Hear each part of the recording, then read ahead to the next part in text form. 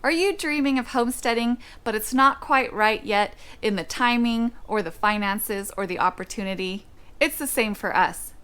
But after almost 2 decades of suburban homesteading, we've discovered a couple of skills that have been very beneficial to develop while we're waiting to get on our larger amount of acreage. Today I'm going to share with you these 4 areas for building skills to help you be a better homesteader when the opportunity finally comes.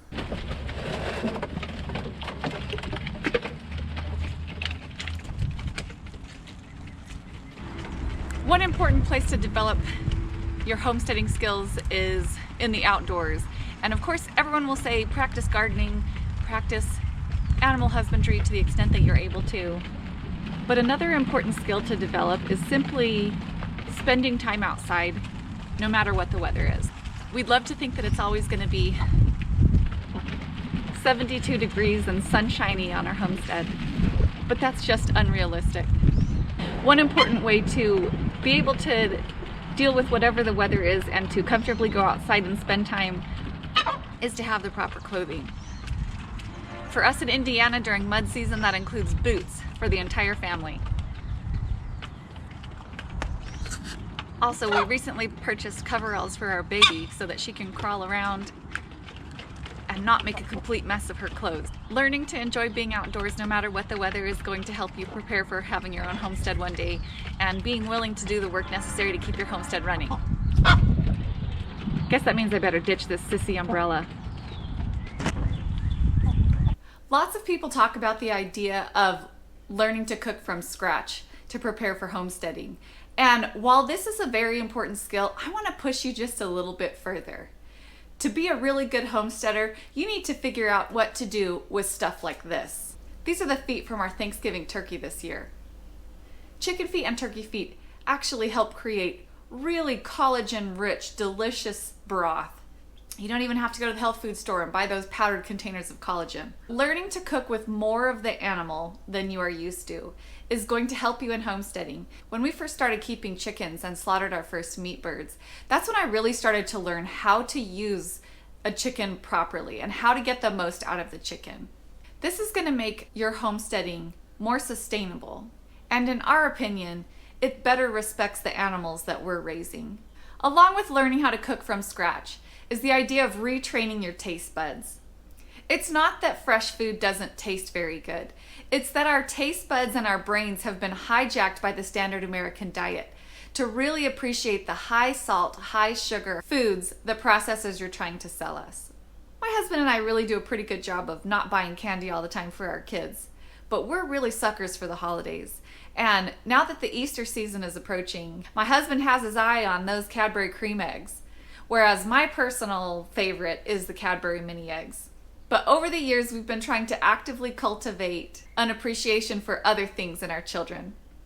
So even though we still do buy some store-bought Easter candy, we also always enjoy my Grandpa Chester's carrot cake with cream cheese frosting every Easter. And this tradition is becoming just as important to my kids as any other. I think it's harder for us as adults to let go of some of those childhood traditions. The last place where you need to work on some homesteading skills is in your mind. I've got 2 things that I'm thinking of. The first is you really need to come to grips and confront the idea of death before you have a homestead. Even if your plan is to only keep chickens for egg laying and not ever raise any chickens for slaughter, you're still going to come across death. Domesticated animals always attract wild animals. Even in the middle of the city, we've dealt with possums, raccoons, and snakes getting into our chicken coop. Beyond that, as time goes on, you may see the necessity for culling certain animals from your herd or your flock due to age or productivity, or frankly, because it's another rooster.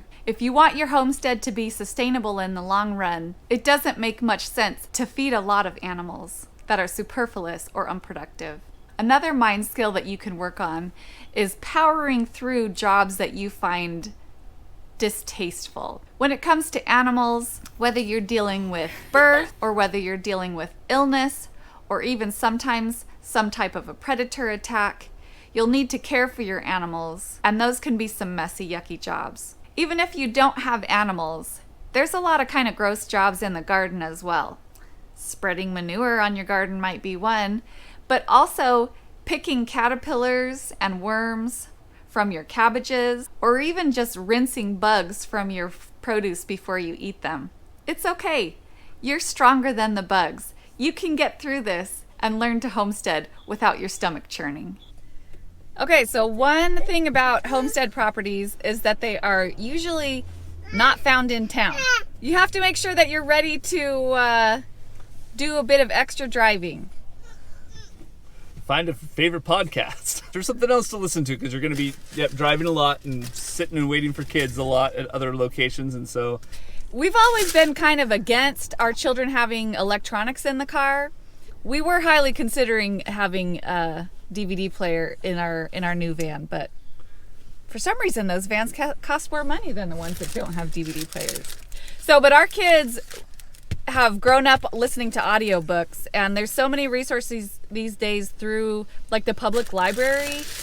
You can get free subscriptions to things like Hoopla. We're not actually driving right now. That would be dangerous.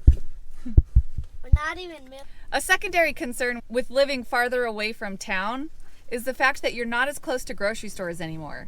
So one skill that you can work on while waiting to get on your homestead is meal planning. Because you're not going to be able to just run to the store and get butter. So you might have to make do, or you might have to just be proactive in your butter acquisition plan. Or BAP, for short. Right now we're pretty bad about this. There's a Walmart 5 blocks away, and we're there at the late nights and the early mornings way more often than we should be. When you live out in the country, you can't make those last minute trips all the time. So you really need to get better at planning ahead and making sure that you have everything that you need for tonight's dinner or tomorrow's breakfast. And even better if you're planning a week or more in advance. Have you already found your dream homestead, or are you still waiting? What skills have you been working on to get ready for that happy day? Share your thoughts in the comments below, and I'll see you next Friday. Pretend like you're driving. Zoom, zoom. Vroom, vroom.